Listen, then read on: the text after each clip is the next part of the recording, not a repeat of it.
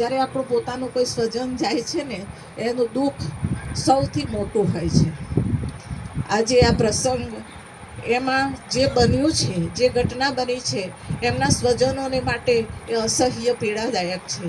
પરંતુ કહેવાય છે ને કે સર્જાયું નથી કોઈ અહીં કાયમ રહેવાને, સર્જાયું નથી અહીં કોઈ કાયમ રહેવાને, રહે છે એના કર્મો જીવંત ઇતિહાસ બનીને, રહે છે તેના કર્મો જીવંત ઇતિહાસ બનીને.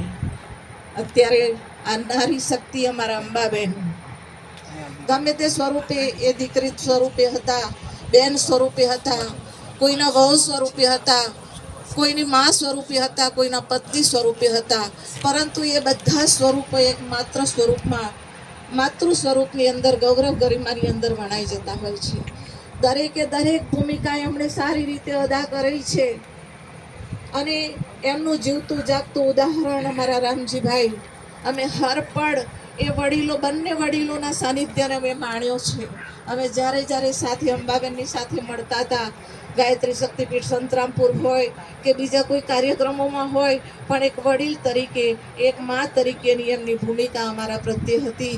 અમે ક્યાંય એમને ભૂલી શકીએ એમ નથી.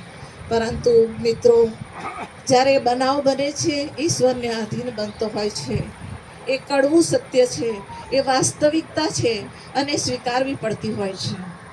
અને જ્યારે આપણા માથે કોઈ જવાબદારી આવતી હોય ને, તો બે પ્રકારે આવતી હોય. એક તો એ દિવંગત આત્માને આપણે સાચી શ્રદ્ધાંજલિ અર્પિત કરીએ, એના આત્માને જેટલું બને એટલું પુણ્ય આપણે એને અર્પિત કરીએ, એને સાચી શ્રદ્ધાંજલિ આપીએ.